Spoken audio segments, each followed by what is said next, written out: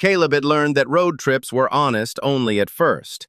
The first hour always sounded like freedom, tires whispering across the highway seams, podcasts drifting in and out like temporary weather, the horizon promising that somewhere ahead, a person could become someone else. He'd left his apartment with a duffel bag that still smelled faintly of laundry soap, and he told himself it was just distance, just miles, nothing more. He was 34, old enough to understand that pretending you're okay is its own kind of work. He'd spent the last few months doing that work with careful hands, answering messages with short replies, keeping his voice steady, showing up for shifts at the auto shop even when his chest tightened like a fist every time he heard a certain song on the radio. The cross-country trip wasn't supposed to happen. Not really. His brother Martin, 55 and built like he'd been carved from stubbornness, had called Caleb the night before Caleb's shift ended. Martin's voice had been slow with worry. Caleb had heard the hum of a shop fan in the background and smelled through the phone old oil and metal. Martin didn't do melodrama. When he spoke, it usually meant something had shifted. "Cal," Martin said. He never used Caleb's full name, not unless he meant it. "I need you to come get me." Caleb had frowned, leaning closer to his dashboard as he pretended to check something, anything, so he wouldn't have to ask. "Get you where?" "To Denver," Martin said. "Tomorrow. I don't want to explain it over the phone."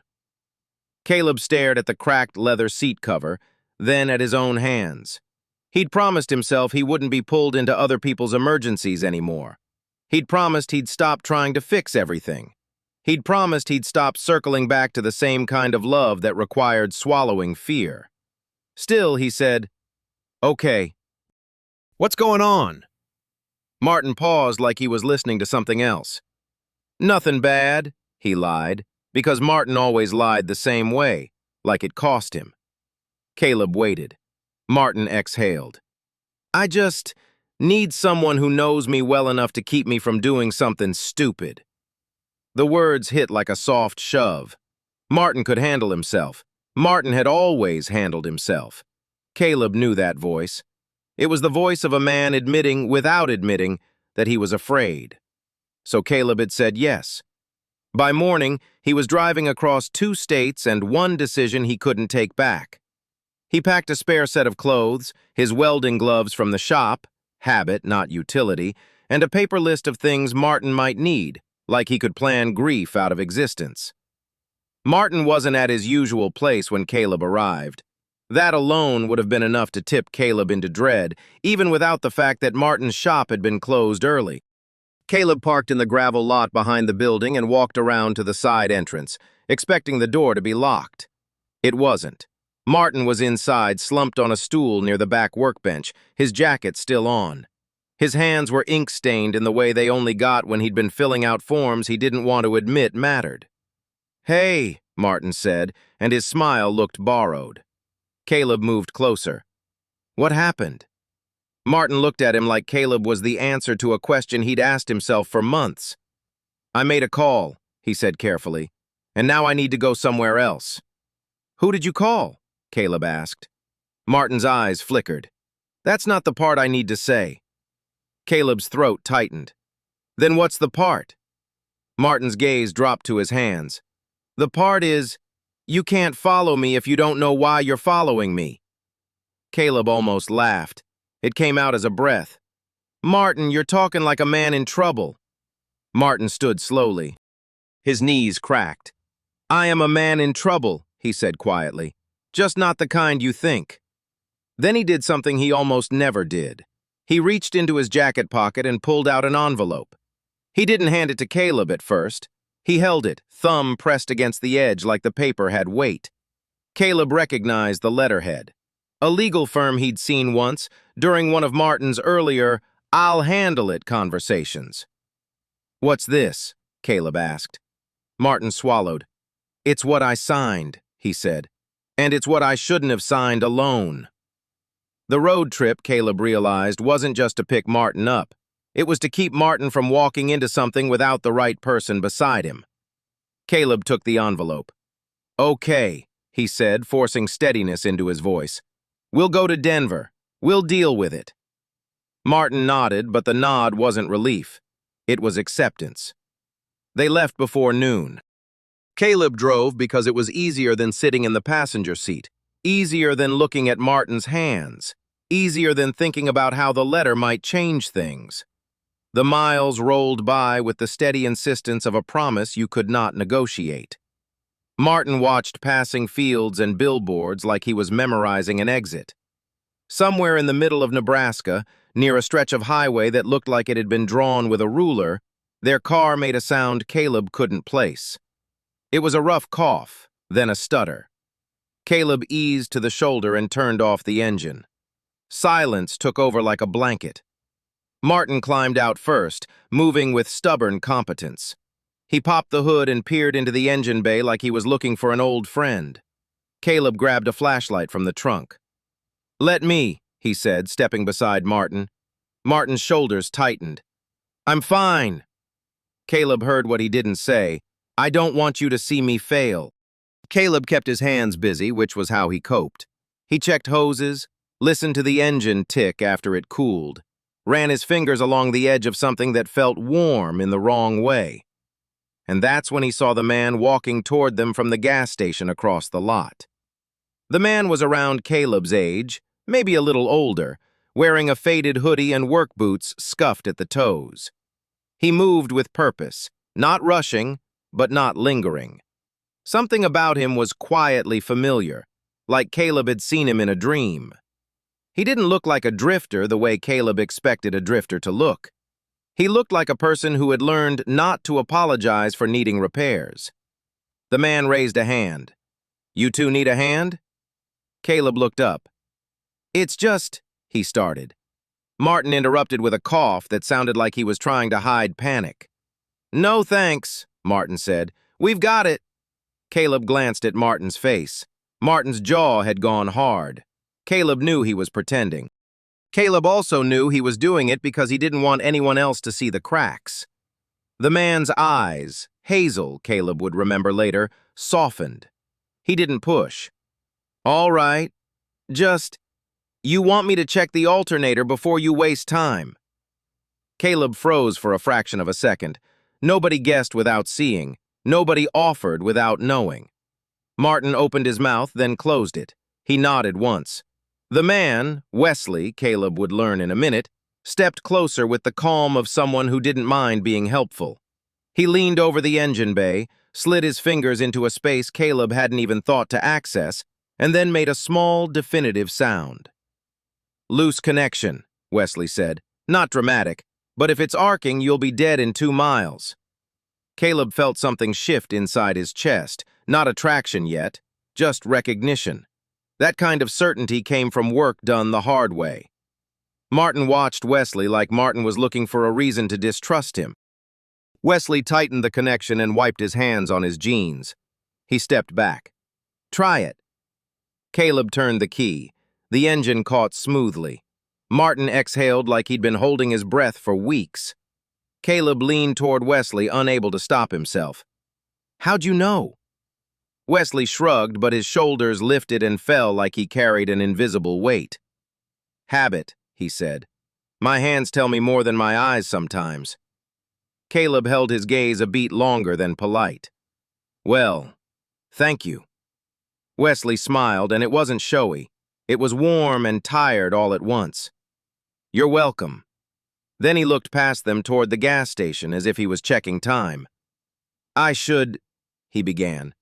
Martin cleared his throat. "We're going to Denver," he blurted, the way someone blurts a plan because they need to believe the plan. Wesley blinked once. "So am I," he said. Caleb's eyebrows lifted. "You are?" Wesley nodded. "I'm just catching up to a schedule." He said it like a joke. He didn't laugh. Martin's face changed, the way people's faces do when they sense something bigger but don't want to reach for it. Caleb felt it too. He didn't know why. He just felt like this roadside stranger had been placed in their path on purpose. Wesley walked toward the edge of the parking lot, and Caleb saw a dented, older sedan there, the kind you'd keep running until the world decided it was time to replace it. Wesley opened the driver's side door and paused, looking back. "Do you mind if I follow?" he asked. "You'll get a head start anyway. I'm not trying to impose, He trailed off. Caleb understood the language even without words. He didn't want to be a burden. Caleb nodded. "Sure," he said. "Follow us. We've got snacks and music." Martin stared at Caleb like he was surprised Caleb had offered anything. Caleb shrugged. "What, he saved our engine. It's the least we can do." Martin's expression softened, just barely. They rolled onto the highway, and Wesley's car merged behind them like an unspoken agreement. For a while, nothing happened. The miles did their job. The landscape drained the day of sharpness. Caleb drove with the letter envelope resting on the passenger seat like a live wire. Martin sat with his hands folded, eyes fixed on the windshield as if Denver was a thing he could stare into. Wesley stayed behind them, keeping distance, respectful, not clingy. When Caleb checked the rearview mirror, Wesley's car was always there, not too close, never falling far back. At a rest stop a few hours later, Caleb found Wesley by the vending machines, staring at the selection like he was deciding whether he deserved something sweet. Caleb approached. "Hey." Wesley turned, and Caleb saw that his smile arrived a half-second late, like he had to decide to be kind. "Hey." Caleb noticed Wesley's hands. There was a fine grease under the fingernails and calluses at the fingertips. A man who worked with his hands, even when he said he didn't want to. "You can sit with us," Caleb offered. Wesley looked toward Martin's back seat and then back at Caleb. "He seems like he needs quiet." Caleb's throat tightened. Martin did need quiet. Martin also needed company he didn't have to earn. "We're all tired," Caleb said. "Come on." Wesley hesitated. Then he nodded and stepped closer. Martin didn't say anything at first. He watched Wesley get comfortable in the passenger seat as if he was watching a storm approach. Then quietly, Martin asked, "Where are you from?" Wesley's gaze drifted to the window. "A place you probably won't find on a map," he said. Caleb almost laughed, but it didn't come out right. "Try me." Wesley gave a small shrug. "West Texas," he said finally.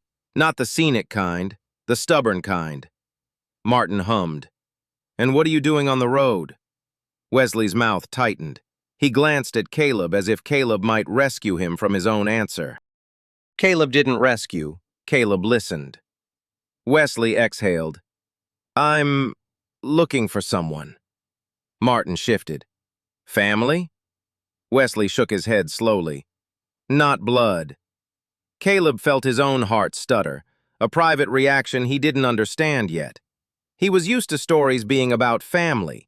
He was used to men speaking in careful, coded ways when they didn't want the world to hear.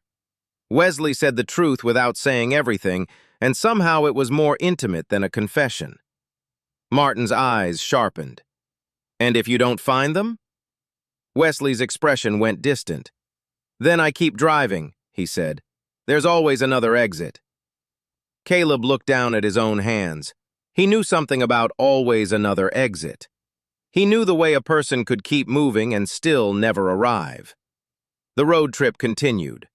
Caleb and Wesley fell into conversation the way two people slip into the same lane at night, careful at first, then suddenly aligned. They talked about small things, the best pie in Kansas, the way truckers always took the exit ramps too fast, which gas stations had cleaner restrooms, what kind of tools a person wished they had before they needed them.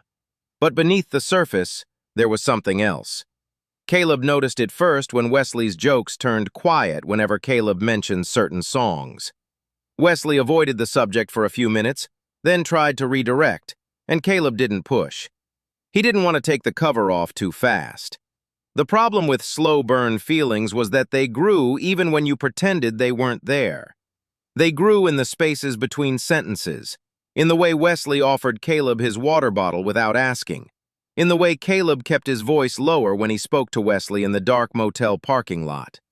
It happened gradually, like a sunrise you didn't realize you were waiting for. 3 hours outside Denver, the car began to run hot again. Caleb pulled over at a roadside service area that smelled like fried food and gasoline. The sky had turned bruised purple, clouds layered like folded fabric. Caleb popped the hood and cursed under his breath. Wesley was already out of his car when Caleb looked up. No hesitation, no question. "Let me," Wesley said. Caleb hesitated. "I've got it." Wesley's expression softened. "I know, but you don't have to."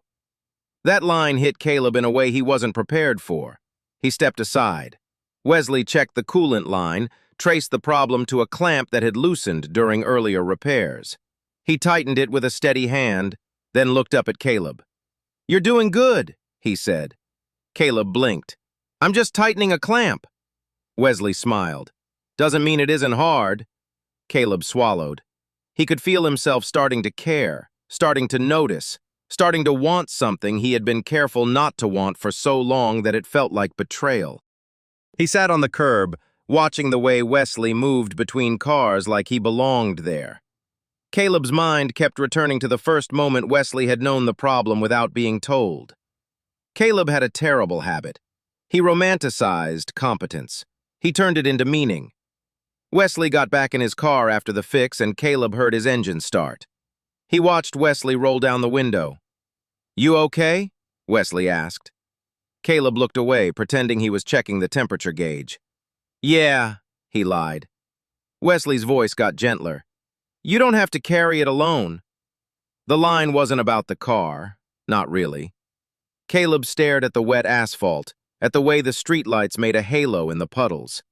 He could hear his brother's careful breaths inside the other car, could feel the envelope's weight on the passenger seat, could taste the fear that came with the word Denver. He didn't answer Wesley. He didn't even look at him. That night, they stayed at a roadside motel with neon signs that buzzed like trapped insects. The room they got was small and smelled like old carpet and lemon cleaner. It had one bed, 2 chairs, and a thin curtain that didn't fully close. Martin refused to let Caleb sleep on the couch. Martin insisted Caleb stay in the bed, "so you don't wake up sore," as if soreness could be the only danger. Wesley stood in the doorway for a moment, hands in his hoodie pocket, and Caleb realized he wasn't just tired. He was braced. Caleb stepped forward. "You can take the other room," he said. Wesley looked stunned. What?" Caleb felt heat climb his neck. "You don't have to stay in your car." Martin cleared his throat, and Caleb could tell Martin wanted to say something but didn't know the shape of it. Wesley's expression changed, softened, then hardened in self-defense.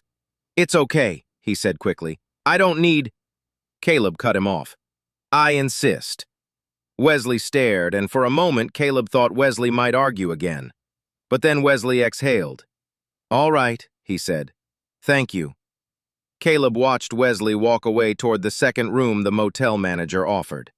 Caleb sat on the edge of the bed, palms flat on his knees, trying to decide whether his heart was doing something reckless. Martin sat in the chair closest to the window. After a long minute, Martin said quietly, "You're staring." Caleb looked up. "What?" Martin's gaze was steady. "You look at him like you already know him." Caleb swallowed. "He's easy to talk to."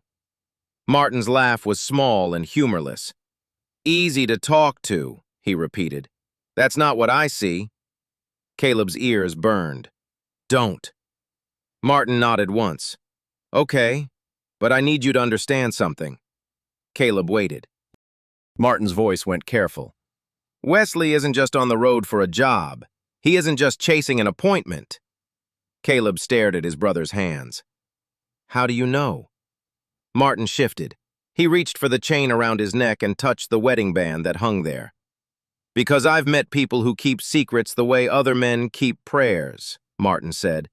"And Wesley, he looks like a man with a debt he can't pay in cash." Caleb's throat tightened. "What debt?" Martin's gaze flickered toward the door where Wesley had disappeared. "Not mine to tell," he said. Caleb felt angry, and the anger surprised him. He didn't want to be angry at Martin. He wanted Martin to protect him from everything. But love didn't need protection. Love needed truth. The next morning arrived gray and cold. Caleb woke before Martin did, then sat on the edge of the bed and stared at the envelope. His hands moved without permission, opening the paper seal just enough to read the first line. He recognized the name, Wesley's last name. He recognized it because Martin had mentioned it once in passing years ago. The last name that always made Martin go quiet. Caleb read the rest slowly, like he was trying not to break it. The letter wasn't addressed to Caleb or Martin. It was addressed to Wesley, and it was a response, an official acknowledgement of something that had happened in a state where Caleb had never been. His stomach dropped. When he looked up, Martin was standing in the doorway, watching Caleb without speaking. Caleb didn't deny it. He couldn't. Martin's face tightened. "You read it," he said. Caleb swallowed hard. "So, Wesley has something to do with this." Martin's eyes glistened briefly, then he blinked it away. "Yes." Caleb stood, the room tilting slightly. "Why didn't you tell me?" Martin's voice broke on the last word. "Because I didn't want you to make choices based on what you might learn." Caleb stared. "What choice?" Martin's answer came slow. "The choice to help," he said. "The choice to stay." Caleb's heart pounded. He didn't want to believe it, but he also couldn't stop seeing the pattern. The way Martin had closed off earlier questions. The way Martin had watched Wesley like he was watching a ghost.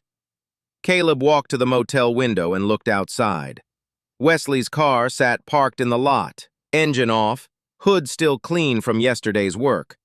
Wesley was outside now, stretching his shoulders, moving like he'd been awake for hours. Caleb couldn't decide if he wanted to run to Wesley or away from him. Martin spoke from behind Caleb. "When people come back into your life," he said softly, "it's never just for one reason." Caleb turned. "So what are we?" Martin's gaze fell to the wedding band on the chain. "We are the reason he left the first time," Martin said. Caleb's breath caught. "What did you do?" Martin flinched like Caleb had slapped him with the words. "I didn't do it on purpose," Martin said, "and I didn't do it alone." Caleb felt tears threaten, hot and immediate. He hated crying in front of someone, hated letting Martin see him break. But Martin didn't look like someone about to be forgiven. Martin looked like someone about to be understood. "I was 20 years younger once," Martin continued, "and I believed love could survive silence. I believed it could survive distance. I believed it could survive what we didn't name." Caleb's throat ached. "Who's Wesley to you?" Martin's eyes lifted to Caleb's face. "He was my friend," he said. "And then he became something I didn't know how to protect." Caleb's mind spun, trying to place Wesley's quiet courage against the letter's implications. Before Caleb could ask more, Wesley knocked on the motel door. Caleb walked to the handle and opened it. Wesley stood there holding 2 paper coffees, one with Caleb's favorite brand printed on the cup. His smile was gentle, but his eyes were cautious. "Morning," Wesley said. Caleb stared for a second too long. "Morning." Wesley's gaze moved over Caleb's face as if he could see the storm inside him. "You're quiet," he observed. Caleb felt heat behind his eyes. "We have to talk," he said. Wesley's smile faltered. "Okay." Inside the motel room, Martin sat again in the chair by the window. Wesley sat in the other chair, still holding the coffee like he was deciding whether to offer comfort or distance. Caleb couldn't start with the right question. He started with the truth he couldn't keep away anymore. "Did you know my brother?" Caleb asked. Wesley's eyes flickered, and for a moment Caleb saw the crack in him, like a door that had always been latched shut was suddenly being asked to open. Wesley nodded once. "Yes." Caleb leaned forward. "Then why did you pretend you didn't?" Wesley's voice turned quieter. "Because I didn't want to hurt you." Caleb scoffed, but it was more fear than anger. "I don't understand." Wesley's gaze dropped to his hands. "I didn't know you were with him," he said. "I didn't know you'd be part of the trip." Martin flinched again at the word trip. Wesley continued slower. When I saw his name on the letter, I realized he'd been trying to do the right thing. Late. Too late, maybe. Caleb's heart thudded. Late for what? Wesley looked at Caleb then, really looked. His hazel eyes held Caleb's like a vow. For the apology I should have given, Wesley said. And for the chance to be honest with someone before it was only regret left. Caleb's chest tightened. Martin's voice came out raw. Wesley. Wesley cut him off gently. It's okay, he said. Then he turned back to Caleb as if Caleb was the only person he wanted to reach. I didn't meet you by accident, Wesley said. Caleb's breath caught. What do you mean? Wesley swallowed. I followed the sign for the same exit because I thought it would take me to the same mistake, he admitted. And then I saw your car struggling. I saw you in the hood, hands moving like you'd been doing this your whole life. I realized I didn't want to be the kind of man who leaves. Caleb stared at Wesley's mouth as if it might suddenly stop telling the truth. Martin's shoulders sank. He was going to keep driving, Martin murmured. I could feel it. He was going to leave before I could say anything. Caleb looked at Martin. Leave? Martin nodded slowly. I told him to stop contacting me, Martin said. Years ago, when I couldn't handle the consequences of what I'd already done. Caleb felt cold. What did you do? Martin closed his eyes. I signed the paper that erased his name from a future he deserved, he whispered. Caleb's vision blurred. It wasn't just bureaucracy, it was betrayal. It was love disguised as fear. Wesley's eyes shone. Martin thought he was saving me, he said. He thought silence was a kind of protection. Caleb's voice came out small. And was it? Wesley shook his head. No, he said. It was just a delay. The room went still, filled only by the refrigerator hum and the thin traffic sound outside. Caleb felt like his heart was balancing on a knife edge. The tenderness he'd been trying not to notice and the pain he'd just learned had been in the story all along. He didn't want to hate Wesley for knowing how things could break. He also didn't want to forgive Martin automatically. Wesley looked at Caleb as if he was bracing for a verdict. I'm sorry, he said. Caleb's hands curled into fists, then relaxed. He tried to find a sentence that fit. Why are you here? Caleb asked, voice trembling despite his effort. Why now? Wesley's answer came slow and honest. Because I got a call, he said. Because the court paperwork finally caught up to the truth. Because I realized the person I'd been trying to forget was standing right there in the car behind me, and I couldn't keep pretending I didn't feel anything. Caleb's breath hitched.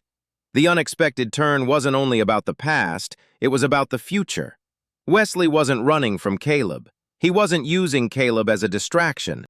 Wesley was here because Caleb existed now, and Wesley couldn't bear the thought of leaving Caleb with only half the story. Caleb felt his own fear flare. Then why didn't you tell me? He asked. Wesley's mouth tightened. Because I was afraid you'd back away, he said. And I'm still learning how to ask for what I want without turning it into a burden. Caleb looked down at his hands. He thought about the way Wesley had offered help on the highway. He thought about the way Wesley had said you don't have to carry it alone. He thought about how much love lived in small choices. He also thought about himself, about how he'd been carrying the wrong kind of hope for months, about how he'd been afraid to let anyone close enough to hurt him. Caleb raised his gaze. I don't want you to keep running, he said. Wesley blinked. I'm not running. Caleb shook his head slightly. You are, he said softly. You're just running in a quieter direction. Wesley's eyes shimmered. Martin looked between them, the grief in his face like an old bruise being pressed. Caleb turned to Martin. You don't get to control this, he said, surprising himself with the firm tone. Not anymore. Martin flinched. Caleb looked back at Wesley. And you don't get to sacrifice your future for his guilt, he said. Wesley swallowed hard. I don't want to be a punishment, he whispered. Caleb's chest hurt. Then stop acting like love is something you owe only after you've earned it. Wesley stared, stunned by the clarity. For a moment, Caleb's own confession almost rose to his lips. He wanted it to.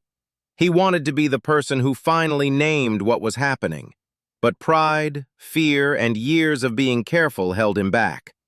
So he did the next human thing.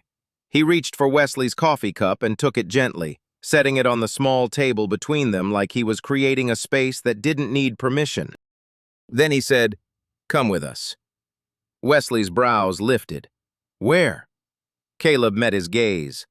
"To Denver," he said, "and beyond. Not as a stranger, not as a secret, just as someone who matters." Wesley exhaled a shaky breath. "I can't promise." Caleb cut him off. "You don't have to promise," he said. "Just don't leave without telling me you're leaving." Wesley's eyes filled, and he looked away for 1 second, as if the tenderness was too sharp. Then he nodded. "I won't leave without telling you," he said. The moment should have been easy. It should have been pure relief. But love rarely arrived without residue. Martin's presence made it complicated. The past made it heavier. Caleb's heart was now tied to two men's histories, and he didn't know where his own feelings fit. They drove into Denver together in a tight formation, Caleb's car in front, Wesley's sedan beside it. Martin rode in the passenger seat of Caleb's car like he was trying to keep himself from dissolving. As they neared the city, the air changed. The streets became busier, signs more frequent, buildings higher and more confident. Caleb felt the strange mixture of hope and grief that always came when a long road ended. They weren't just arriving at a place, they were arriving at a confrontation. At an office building near downtown, Martin had to sign something. He moved with stiff hands, staring at the clipboard as if words could hurt him even when they were written in black ink. Wesley stood beside Caleb in the waiting area. He looked calm from a distance, but Caleb saw the way Wesley's fingers tapped the edge of his jeans. Caleb understood. Nervousness was a kind of truth, too. Martin returned eventually with a folded paper in his hand. He walked toward Wesley and his shoulders shook once before he steadied them. "I'm sorry," Martin said. Wesley's face crumpled for a moment, then he smoothed it down with a careful exhale. "You already apologized," he said. Martin swallowed. "I need to say it correctly," he replied. "I need to say it in a way that doesn't try to erase what happened." Wesley's jaw tightened. He didn't interrupt. Martin reached for Wesley's hand, hesitated, then gently took it. The moment wasn't dramatic. It was intimate in the way forgiveness was intimate.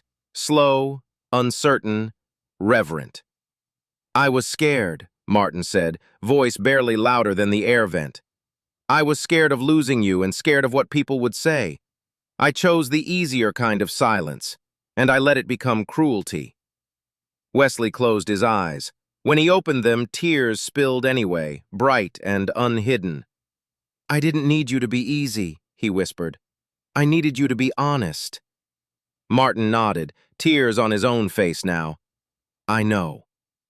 Caleb stood there feeling like a witness in a courtroom he hadn't agreed to attend. His heart ached for Wesley and for Martin, but he also felt protective of what Caleb had started to want. When Wesley looked at Caleb, the tenderness in his gaze startled Caleb. It wasn't sympathy, it wasn't performative sweetness, it was a kind of courage. Later, after paperwork and awkward small talk, after the official words were done and no more threats of consequences remained, Caleb and Wesley stepped outside into Denver's late afternoon. The sky was the color of peach skin. Street noises softened as if the city itself had decided to be gentle. Wesley leaned against the brick wall near the building entrance. Caleb leaned beside him, shoulder to shoulder without fully committing to closeness. Wesley spoke first. "You saved me yesterday," he said. Caleb frowned. "I don't know if I did." Wesley looked at Caleb's profile, his expression unguarded. "You didn't ask me to be a hero," he said. "You asked me to stop running and start telling the truth. That's harder than fixing a car." Caleb's chest tightened. "I don't want you to only be truthful when it hurts." Wesley's smile was small. Then tell me what you want, he said. Caleb's breath caught. He hadn't prepared for that question, not because it was cruel, but because it was kind enough to let him answer. He stared at the sidewalk, at a crack that split the concrete like a lightning bolt frozen mid-flash. I want, Caleb began. His voice wavered. He swallowed and tried again. I want to stop pretending I'm fine with distance. Wesley turned toward him fully. And? Caleb's heart pounded like it wanted to escape his ribs. And I want you to stop acting like you have to earn the right to be loved by someone who cares about you, Caleb said. I can see you doing it. Wesley's eyes glistened again. You care? He asked softly. Caleb laughed under his breath, not amused, just stunned by the simplicity of the question. Yes, Caleb said. I care. Wesley's expression changed. Relief flickered there, then fear. Fear of believing in a future that might not survive. Caleb reached out slowly and placed his hand on Wesley's wrist. He didn't grip. He let Wesley choose how close to let the moment become. Wesley's breath hitched. Caleb's fingers traced the faint outline of the burn mark on Wesley's forearm, not touching it directly at first, just hovering. He looked up at Wesley. You don't have to be brave for me, Caleb said. Wesley shook his head. I'm not brave, he said. I'm just tired of leaving things unsaid. Caleb's throat tightened. Then say it, he whispered.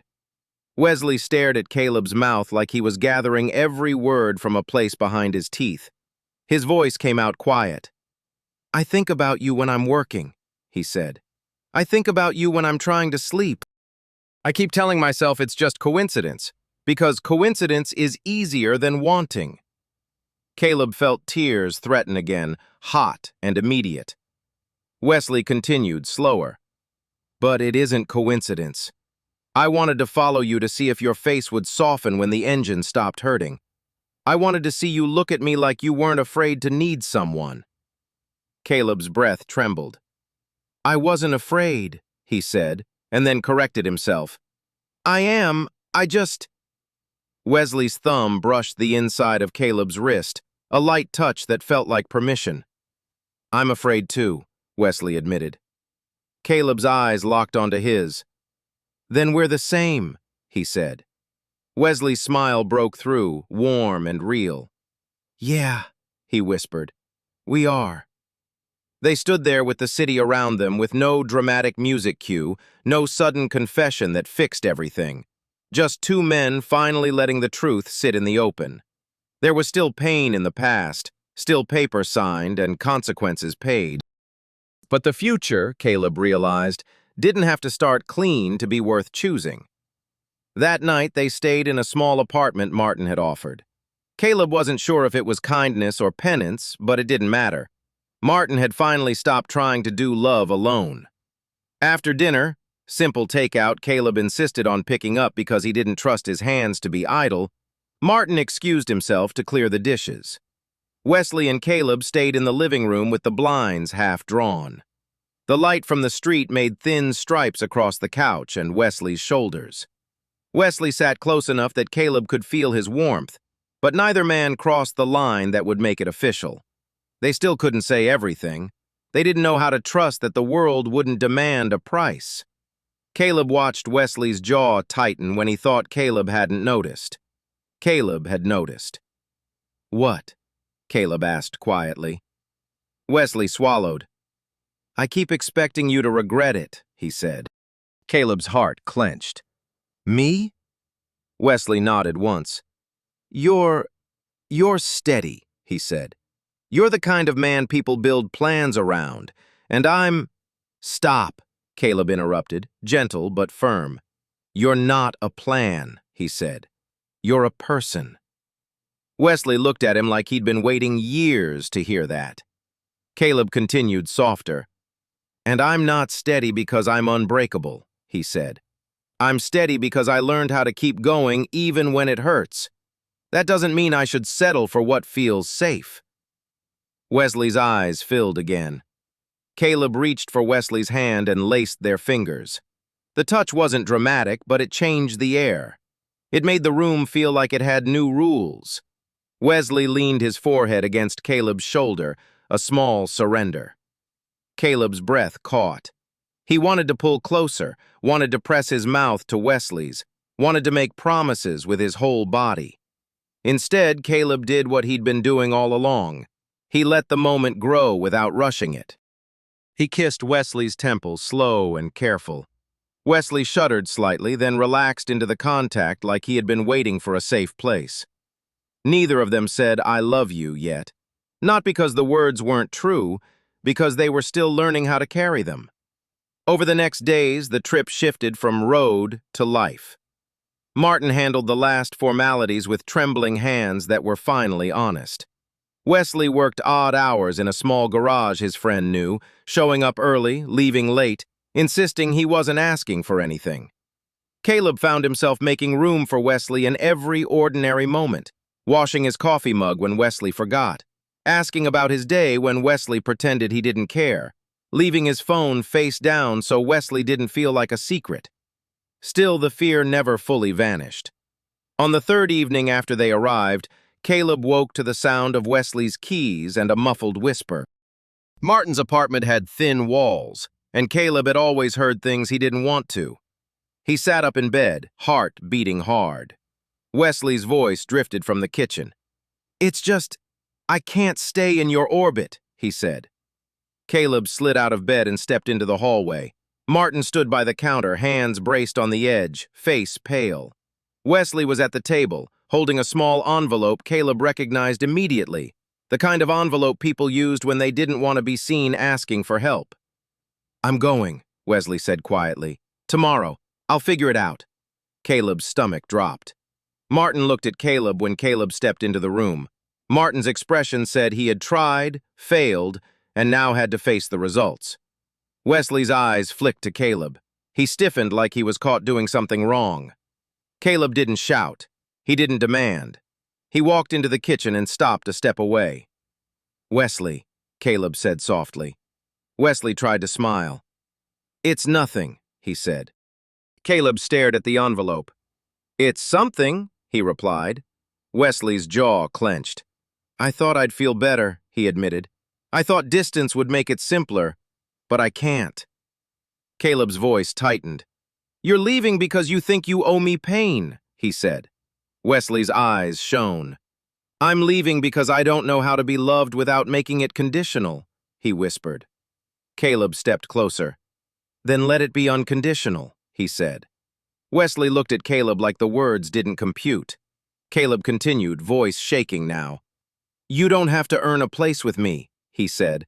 "I'm not going anywhere just because your past keeps trying to chase you." Wesley's breath stuttered.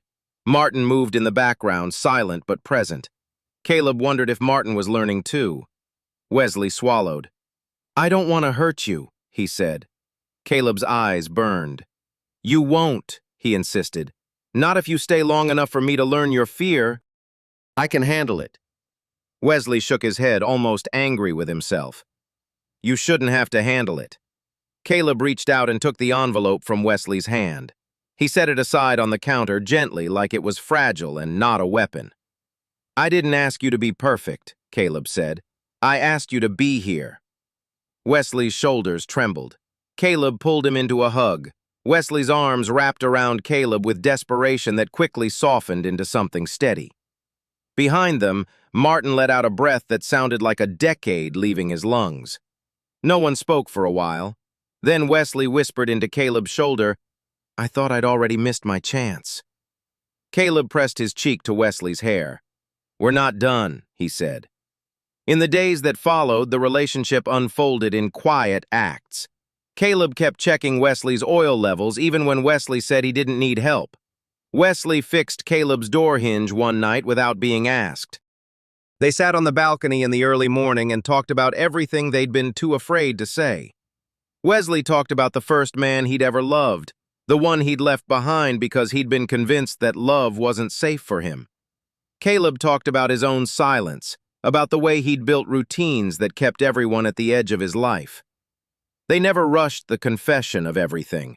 They let it arrive in increments like a slow dawn. Then came the day Martin asked to speak with them together. It wasn't an apology this time. It was a request. Martin sat at the kitchen table with his wedding band on the chain in his hand, rubbing it like worry stone. "I'm going to move on," Martin said.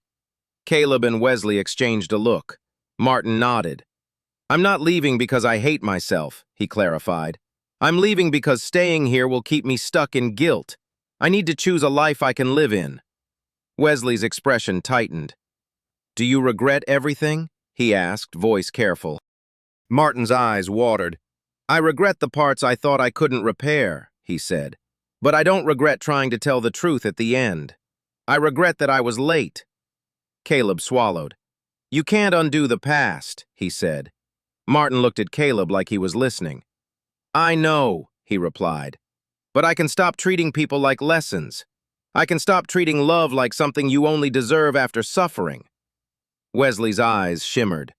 Martin reached across the table and squeezed Wesley's forearm gently. "Thank you for coming back," he said. Wesley's throat bobbed. "I didn't come back for you," he admitted. "I came back for me. But you were in my path. You were part of the truth." Martin nodded, accepting the boundary. Later, when Martin was gone and the apartment felt like it belonged to the two of them again, Caleb sat on the couch and stared at the blank TV screen. Wesley joined him, sitting close enough that Caleb felt his knee brush the inside of Caleb's leg. Wesley's voice turned quiet. "I didn't believe love could be real twice," he said. Caleb turned his head to look at him. "Twice?" Wesley swallowed. "Once for you," he said, "and once for me, when I decided not to leave." Caleb's heart tightened. He reached for Wesley's hand. "Then I have to tell you," he said. Wesley's eyes widened slightly. "Tell me what?" Caleb hesitated. He had spent years building walls. He didn't want to tear them down like a sudden storm. He wanted to dismantle them with care. But he also couldn't keep hiding from the truth any longer. "I was afraid," Caleb admitted. "Not of you, of what you'd do to me if I let you in." Wesley's gaze softened. "And what would I do?" Caleb's voice cracked. "I think you'd love me," he said, "and I'd have to survive it." Wesley smiled through tears. "Love is survival," he whispered. Caleb leaned in and kissed Wesley, slow, gentle, and real. No drama, no rush, just the simple bravery of letting his mouth meet Wesley's without asking permission from fear. When they pulled back, Wesley rested his forehead against Caleb's. Wesley exhaled. "I love you," he said, voice trembling but steady enough to be true. Caleb blinked hard. The words landed in him like warmth after a long winter. He wanted to respond immediately, but emotion made him careful.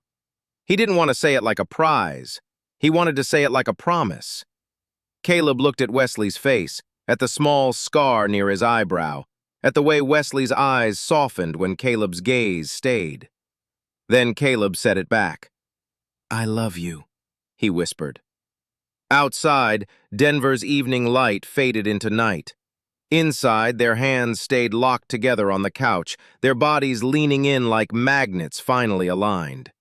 They didn't fix everything. The past remained with its paperwork and its scars. But the love they'd found, on a road trip that was never supposed to happen, in the unexpected gravity of two men who wouldn't say it first, had become its own kind of resolution. It was hopeful, tender, and quietly stubborn. And as Caleb listened to Wesley's breathing settle into calm, he understood the real twist of the story. It wasn't that the drifter had turned out to be something else. It was that Caleb had stopped believing he was only allowed to love from a distance, and Wesley had finally stayed.